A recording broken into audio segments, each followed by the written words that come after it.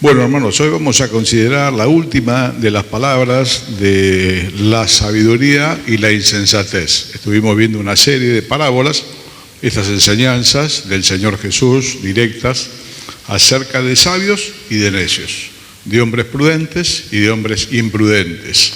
Recordamos de aquel que agrandó sus graneros, juntó riquezas y escuchó una voz que le decía: necio, esta noche vienen a pedir tu alma, y lo que has guardado, ¿de quién será? Y dice el Señor: así es todo aquel que es rico, pero es pobre para con Dios. Este es un problema bastante frecuente que se ve, ¿no? Gente que amasa enormes fortunas y no provee para la eternidad. Se hacen preparativos para la vida, cubrir las necesidades, mucho más que eso también. Sin embargo, no toman recaudos para el día que ya no estén en esta tierra. Y ese es el problema, que en algún momento llegan, la vida se termina, no siempre avisa, y no tiene nada preparado.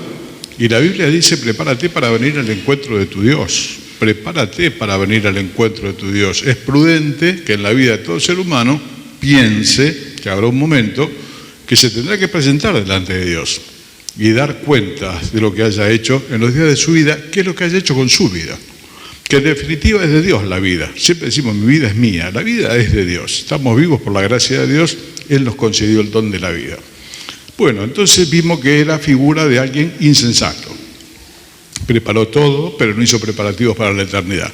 Después hablamos de un mayordomo, que era un administrador, que supo hacer previsión para el día que ya no tenga trabajo. Habíamos visto la historia, no había sido honesto en el manejo de los bienes de su señor.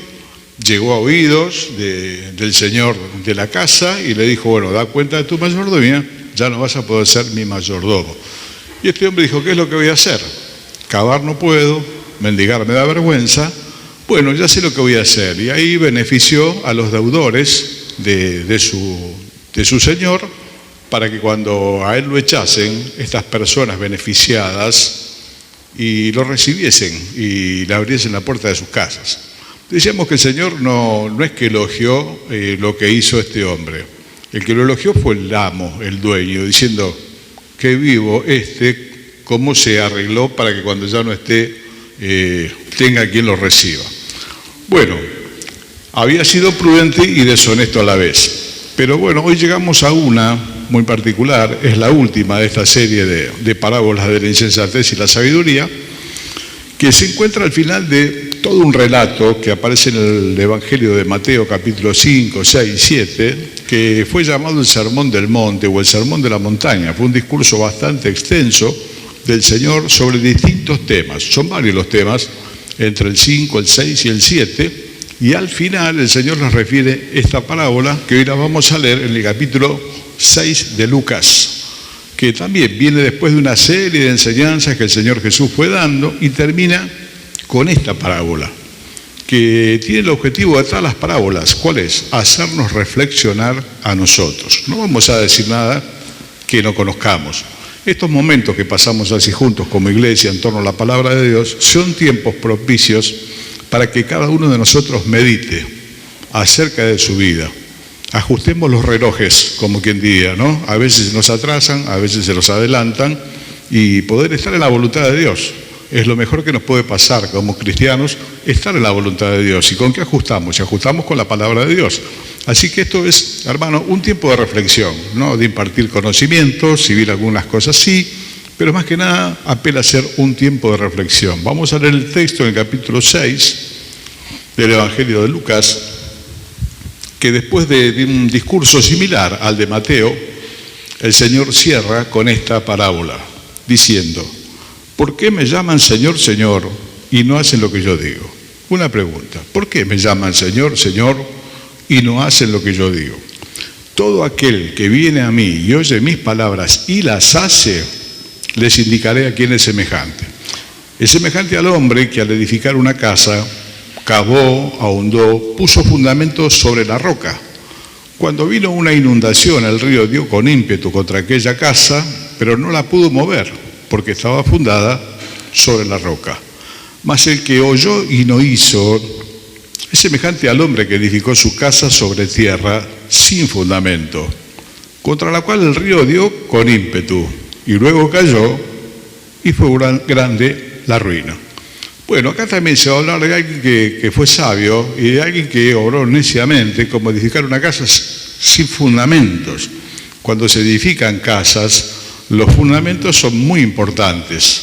Si no es de altura, lo más probable es que una pared se raje. Y si es de altura, lo probable es que eso se venga abajo. Poner cosas bajo la tierra cuesta mucho trabajo, mucho dinero, no se ve. Yo en su momento edifiqué mi casa, transpiraba bastante cuando me pedían más cemento, más hierro, más cemento, más hierro. Todavía no habíamos superado la superficie de la tierra.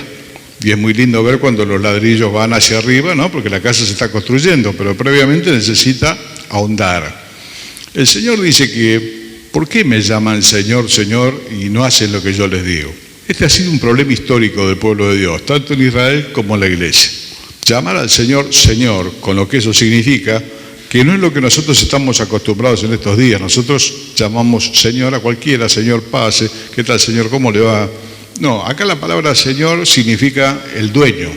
El Señor es el Señor de la casa, Dios es el Señor de la creación, es el Señor de todo ser viviente. Decirle al Señor, Señor, es un compromiso muy grande.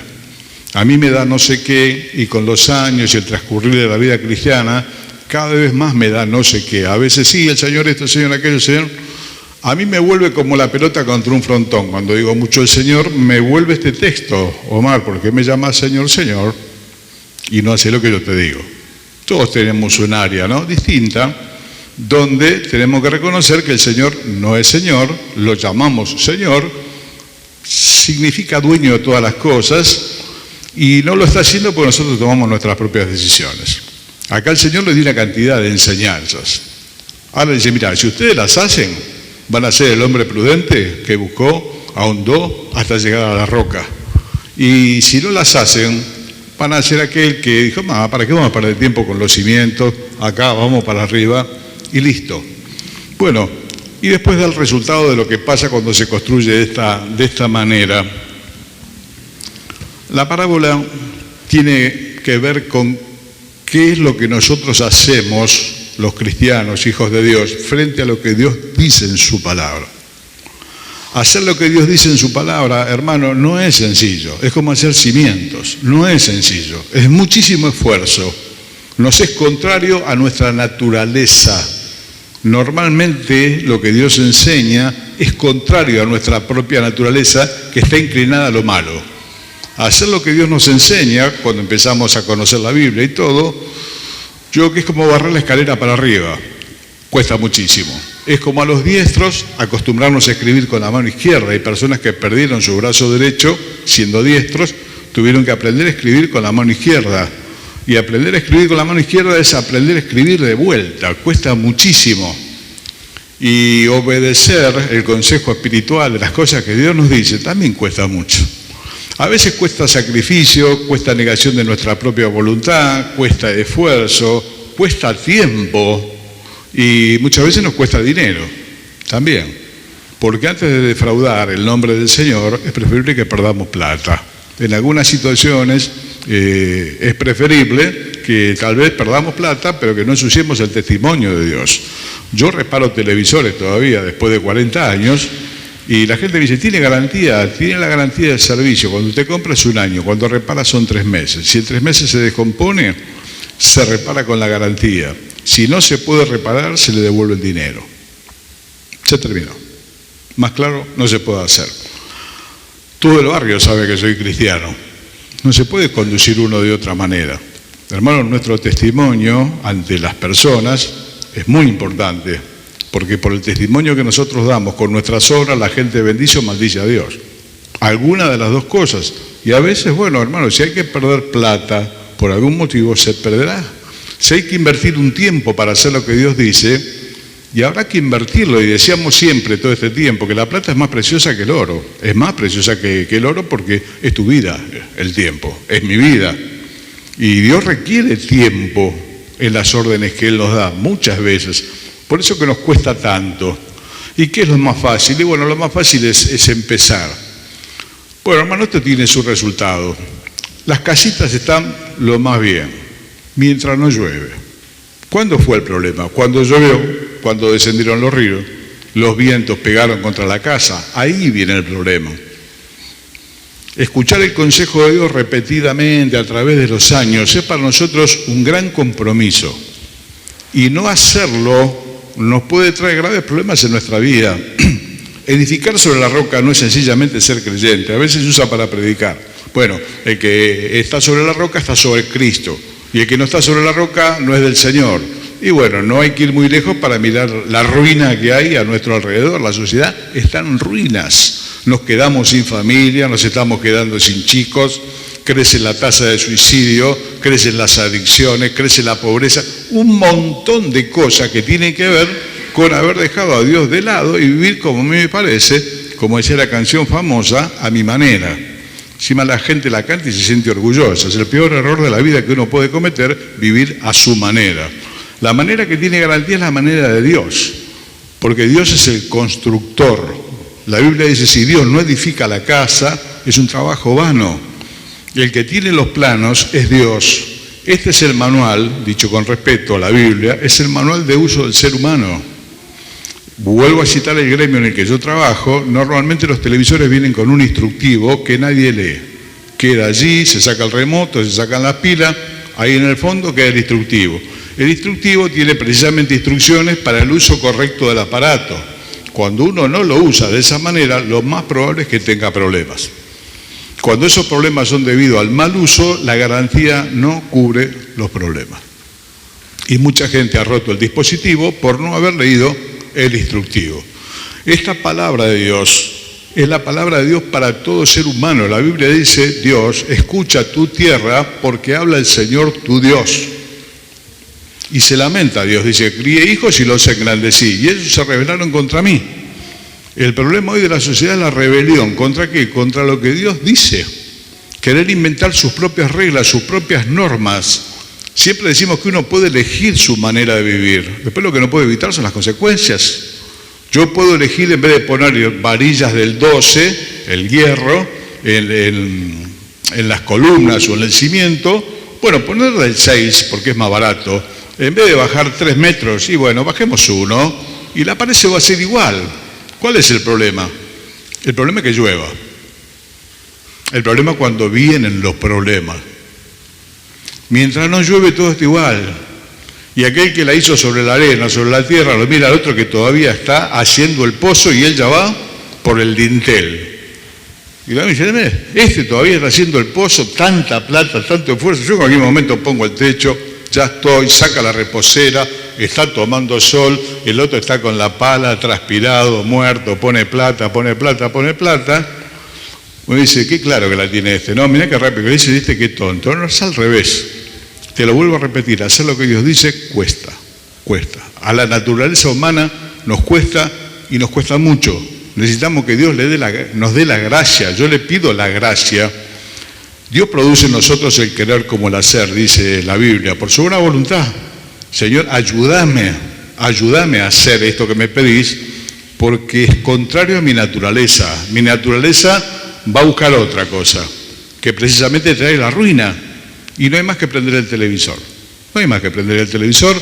Los resultados están a la vista. Y por la gracia de Dios, en aquellos que siguen el consejo de Dios, el resultado también está a la vista. Esto es muy importante. Tiene que ver la forma como escuchamos y para qué escuchamos.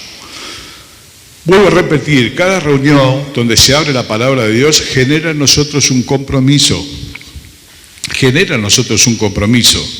Podremos tomar lo que se nos dice, lo que dice el texto fundamentalmente, más allá de lo que diga el pastor, que puede ser su opinión personal, ¿no? Pero sí lo que dice el texto, que es el manual del fabricante, y hacerlo o no hacerlo es tu decisión, y es mi decisión. Dios no fuerza a nadie, es una decisión personal. Te repito, yo puedo elegir el modo, o lo tomo o no lo tomo, lo que no voy a poder elegir después son las consecuencias. Y eso es doloroso. Cuando la ruina es grande, es dolorosa. Entonces, la pregunta es, hermanos, ¿para qué? ¿Para qué nos acercamos a la palabra de Dios? Porque es un compromiso, te vuelvo a repetir, me hace más responsable. Cada reunión nos hace más responsables delante de Dios. El Señor le dijo a los religiosos de su época, si yo no hubiese venido, tendrían excusa, pero ahora vine, de modo que son inexcusables.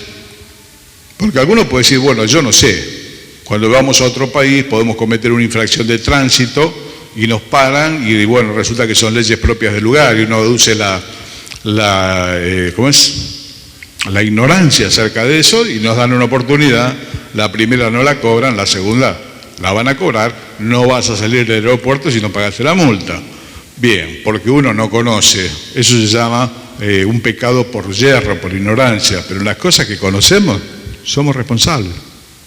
Somos responsables de cruzar una luz roja, porque hay una ley que dice que no se puede cruzar con luz roja, es un acto criminal directamente, es más, el seguro no te va a cubrir y vas a tener un problema enorme.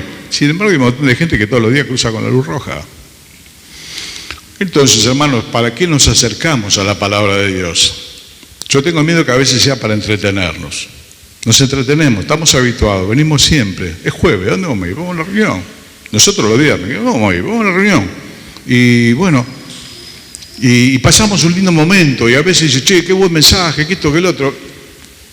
Bien, al margen de que te gustó, puede estar bien dicho o mal dicho, pero si está bien dicho, mejor. El problema es qué vas a hacer con lo que acabas de escuchar. Si tiene que ver con vos o no. Hay cosas que se dicen y no tienen que ver con nosotros, bueno, gracias a Dios, pero en las cosas que sí tienen que ver con nosotros, que se nos repiten una y otra vez, es Dios quien nos está hablando a través de la persona cuando lee el texto, y eso nos hace responsables. Y a veces ponemos reuniones y reuniones. Bueno, hermano, ¿para qué son las reuniones? Para entretenernos. El profeta Ezequiel, que se encuentra en el Antiguo Testamento, tuvo una misión que era ir a predicarle al pueblo de Israel. Un pueblo muy complicado, como lo es hoy, era antes, complicadísimo. Y Dios le dijo, mira, andá y hablales. ¿Y saben que le dijo el resultado? No te van a escuchar. Dice, ¿para qué voy entonces? No, vos andá y hablales para que no digan que no hubo profeta en medio de ellos. Vos andá y hablales, no te van a escuchar. Porque son un pueblo duro de cerviz. La cerviz es esto, ¿qué significa? Son altivos. No te van a escuchar, saben más que vos. Esa es otra actitud que a veces tenemos frente a la Biblia, que dice, no lo decimos, ¿no? Pero en el fondo, yo sé más que el fabricante. Y te van a escuchar como un cantor de amores, le dijo, que canta bien, de buena voz. Pues nada más, lo vas a entretener. Se entretuvieron, pasaron. Yo he estado en conferencias que son 4 reuniones por día. Terminamos molidos. A veces me pregunto, ¿habrá servido? Dios dice que su palabra no va a volver al vacío. Esto es un hecho bíblico, pero a mí me preocupa mucho el resultado. Cuando vamos al colegio, hermano, y los que fuimos, y la secundaria, y la universidad, si 2 o 3, bueno, se van a examen, seguramente es un problema de esos 2 o 3 que no prestaron atención. Cuando se van 20 es un problema del profesor. Uno siempre se lo cuestiona en esta tarea, pero también la responsabilidad del que oye. Te van a escuchar, no te van a hacer caso, porque son un pueblo duro de servir, se la saben todas. Más cuando llevamos unos cuantos años de creyente, ¿qué me va a decir? Hace 40 años que soy creyente, yo la conozco la historia. Pero hermano, no pasa por si conoces la historia o conoces el texto, pasa si te estás comprometiendo con esto que Dios te está diciendo puntualmente en tu vida, y pasa una vez y pasa otra vez, y hacer eso es la insensatez de construir sobre la tierra sin fundamento. Eso es, de eso se trata. ¿Para qué nos acercamos a la palabra de Dios? Bueno, a lo mejor no es para entretenernos, a lo mejor es para ver qué hay de nuevo. Como decía el conejo, ¿no? Viejo, ¿qué hay de nuevo, viejo? Decía el conejo Baguani. ¿Qué tenemos para hoy? ¿Quién habla? A ver, bueno. Dice la palabra de Dios que los griegos, gente de estudios, de saber, no se preocupaban sino en escuchar si había algo nuevo. Entonces cuando vino Pablo predicando, dijo, vamos a ver lo que dice este. Parece que predica unos dioses nuevos, porque ellos habían fabricado cientos y miles de dioses. El politeísmo es griego. Ellos imaginaban sus dioses. Algunos eran pornográficos, como su inmoralidad. Escuchaban a Pablo y decían, vamos a ver qué dice este. A ver qué tiene de nuevo. Curiosidad. Frente a la palabra de Dios no sirve ni entretenerse ni ser curioso. Es más, los curiosos encuentran grandes problemas con esto, cosas que no entienden. A la palabra de Dios hay que arrimarse con un corazón dispuesto a escuchar. Como aquel jovencito que le dijo a Dios, Señor, habla, porque tu siervo oye. Esta es la actitud frente a la palabra de Dios. No es altiva, no es para entretenerse, no es para ver qué hay de nuevo. Porque seguramente conoces el texto, ya si llevas unos cuantos años en el camino, me imagino que leíste la Biblia entera más de una vez, o dos, o tres. Conoces el texto, pero el tema no es si lo conozco, es si lo hago. Por eso dice, todo aquel que viene a mí y oye mis palabras y las hace, le indicaré a quien es semejante, al hombre que fundó en la roca. El consejo lo dio María, la madre del Señor, en las bodas de Caná, cuando faltó el vino, y es todo un problema. Esas fiestas duraban días, 2 días, 3 días, depende de la importancia del que se casaba. Quedarse sin vino era una tragedia, se quedaron sin vino, calcularon mal o tomaron de más. Y bueno, le fueron a decir a María, y María dijo algo que nos acompaña a través de los años. Hagan todo lo que Él dice. Hablando del Señor Jesús. Hagan todo lo que Él dice. ¿Qué dijo el Señor? Que llenen las tinajas que había con agua. Las tinajas cargaban más o menos 100 litros de agua. Agua. Y Él hizo el milagro. Las transformó en vino y las transformó en vino añejo. Las dos cosas. Ya transformarlo en vino es un milagro. Transformarlo en añejo, haberle dado años al vino de manera que era excepcional, doblemente milagro. Pero lo hizo el Señor porque el Señor es Dios. Pero ¿y cuál fue el consejo de la pobre María que se le idolatra, se le hace tanto daño? Pues muy sencillo, hagan todo lo que Él les diga. ¿Querés que te vaya bien en la vida? Esforzate por hacer todo lo que Él dice. Todo lo que Él dice es palabra de Dios. Decía el Señor, las palabras que yo les he hablado son espíritu y son vida, son vuestra vida. Por eso es tan importante, que no es para entretenerse, que no es para ver qué hay de nuevo, sino es algo que yo tengo que hacer. Me genera un compromiso, te genera un compromiso. Si yo no hubiese venido, dijo el Señor, bueno, no sabrían, tendrían excusa. Hoy no la tienen. ¿Cuál fue el problema entonces? Acá el problema fue la lluvia y el viento. Mientras no llovía, no pasaba nada y estoy seguro que uno se burlaría del otro. Aunque hayan puesto ya el techo los dos, ¿no? A este le costó tanto, mirá la plata que gastó. Yo tengo la casita. Ahora, ¿qué pasó cuando llovió? Del primero que cavó en la roca, que es lo más sólido donde uno puede ahondar, la tormenta pasó y la casita quedó parada. Y del otro se lo llevó puesto. Se lo llevó puesto. A veces vemos estos vientos que entran por el oeste, ¿no? Vuelan los techos, vuela todo. A veces algunas cosas no están hechas de acuerdo a la norma. Hacerlo de acuerdo a la norma cuesta mucho dinero. Hace poco veíamos un tinglado en otra provincia de un grupo de hermanos, un tinglado de 1 cuadra por 25. Con un viento muy fuerte colapsaron las paredes. Cuando uno veía la estructura, decía, bueno, lamentablemente no buscaron consejo, no sé qué pasó acá. Eso era previsible que se venga abajo. Pero vamos a traer la realidad. ¿Qué es el problema? Cuando vienen los problemas a la vida, y yo no hice todo aquello que Él decía, no me preocupé por construir mi vida de acuerdo al consejo del fabricante. Le empecé a meter dedos a los botones, como hacemos, ¿no? Con el remoto, y tantas cosas más, y por ahí bloqueé el televisor, y que venía el técnico, un montón de cosas más. Y ahí viene el problema. La pandemia que hemos sufrido en el año 2020 fue una tormenta, con viento y con lluvia, fuerte. Mucha gente murió, lamentablemente, físicamente hablando, biológicamente hablando. ¿Y qué pasó en las iglesias? Se llevó puesto a un montón de gente. Nosotros tuvimos, por ese entonces éramos unos cuantos, 5 divorcios y un montón de desaparecidos. ¿Cuál fue el problema? Puso de relieve la tormenta, que fue la pandemia, un tiempo irrepetible, donde cada uno tenía hecho el fundamento. ¿Y qué es lo que quedó? Y quedó aquellos hermanos y hermanas que trabajaron, que hicieron lo que él dice, que cuesta plata, que cuesta esfuerzo, que cuesta renuncia, un montón de cosas, pero que es lo mejor. Y eso quedó en pie. Y lo demás se lo llevó, porque había muchos hermanos no comprometidos con el Señor, estaban comprometidos con el servicio. Cuando se quedaron sin servicio, cuando se quedaron sin ministerio, no sabían qué hacer con su vida.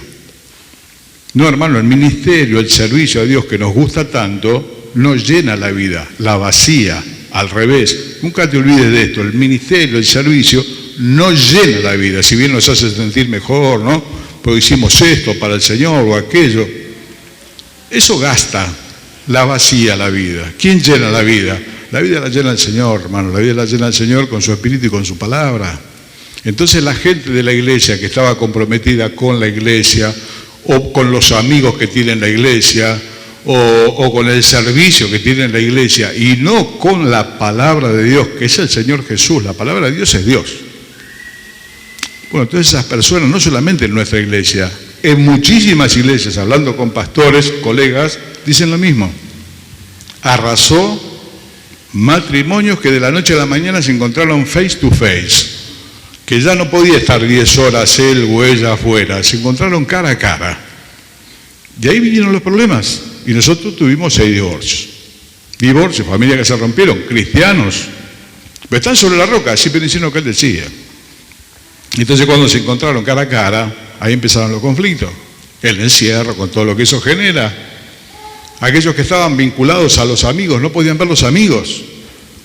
Y hermano, lo que te sostienen no son los amigos de la iglesia. El que nos sostiene es el Señor. Y lo que nos sostiene no es el servicio de la iglesia, el que nos sostiene es el Señor. Y lamentablemente fue grande la ruina. ¿Cuál es el problema de la ruina?